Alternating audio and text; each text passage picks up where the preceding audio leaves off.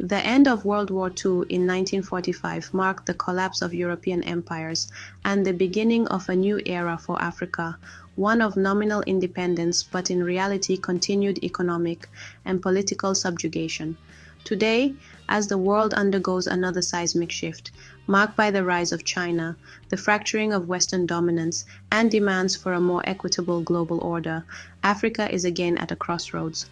The continent's place in this emerging multipolar world is being shaped by great power competition, South-South solidarity, and a growing rejection of neocolonial structures.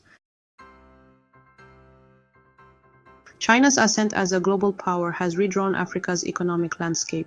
Unlike Western powers, which tied aid to political conditionalities, Beijing offered infrastructure loans and trade deals without overt demands for governance reforms. As we saw in the Belt and Road Initiative, this approach has given African countries some leverage in negotiations with traditional partners. However, concerns over debt dependency, as seen in Zambia's default, and unequal trade persist.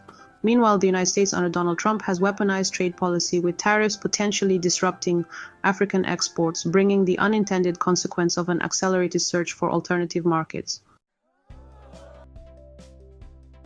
The West's moral authority has eroded, particularly after its inconsistent responses to the Ukraine war and Israel's bombardment of Gaza.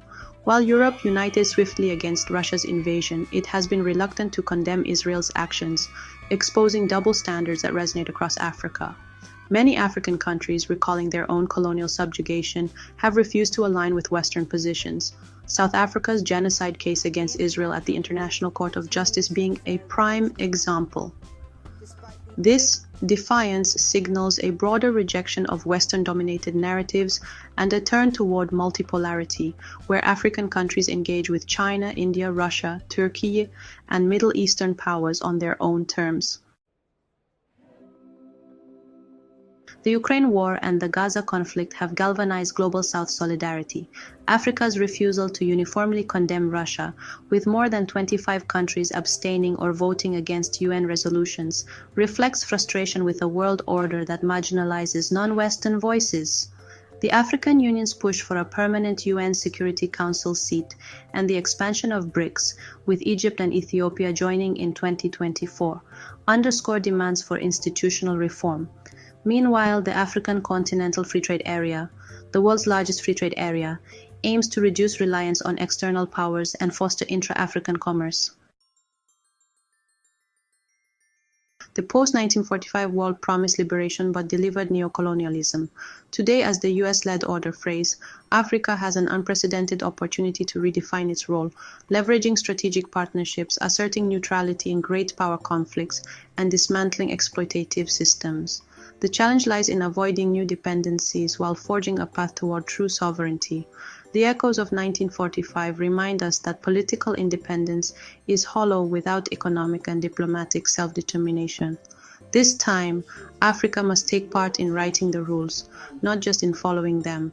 African countries must act decisively to seize this moment of global realignment.